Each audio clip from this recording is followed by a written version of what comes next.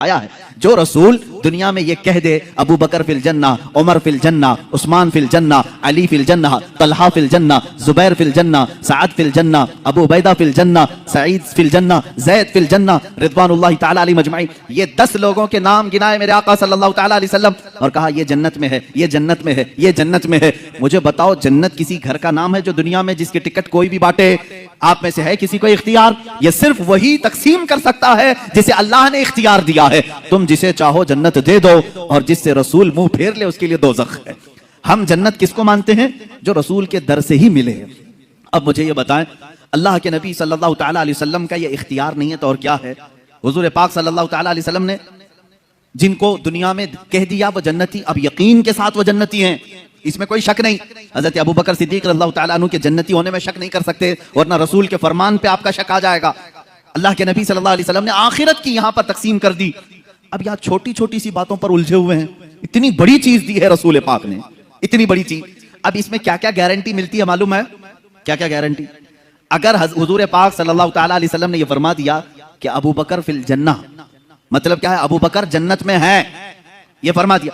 अब इस एक लफ्ज से हुजूर ने क्या क्या दिया मालूम है? सबसे पहली चीज इस बात की गारंटी दे दी कि इनका खात्मा ईमान पर होगा, बगैर इसके तो जन्नत नहीं है, ये गारंटी मिली। और दूसरी चीज हुजूर पाक सल्लल्लाहु ताला अलैहि वसल्लम ने फरमा दिया अबू बकर फिल जन्ना, जन्नत में है। इसका मतलब है दूसरी गारंटी मिली, कब्र में जन्नत की खिड़कियां खुल जाएंगी। तीसरी गारंटी ये मिली, कयामत के दिन हिसाब किताब आसान हो जाएगा। चौथी गारंटी ये मिली कि तुम पुल सिरात से आसानी से गुजरोगे, इसलिए कि हुजूर ने जन्नत की जो खबर दी उससे पहले ये सारी चीजें निकल गई। मेरे अजीज हो, अल्लाह के नबी सल्लल्लाहु ताला अलैहि वसल्लम इतनी बड़ी चीजें जब किसी को नवाज रहे हैं, अब अगर हम अपने घरों की फरियादें मेरे आका को सुनाएं तो किसी और को क्या तकलीफ है? किसी और को क्यों दिक्कत है?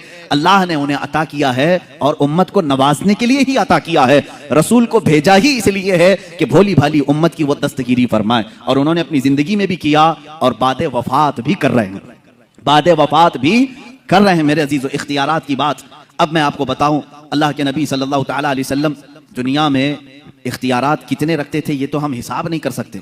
नमाजों के मामले में हुजूर ने जो फरमा दिया वो शरीयत है, रोजों के मामले में जो हुजूर ने फरमा दिया वो शरीयत है। अब एक सहाबी आए, देखें यहां मेरे आका का इनाम और इकराम और आपकी अताएं, कानून सबके लिए बराबर है।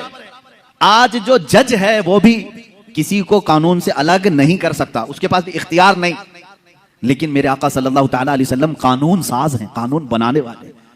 वहां पर किसी के लिए एक्सेप्ट रखा जा सकता है।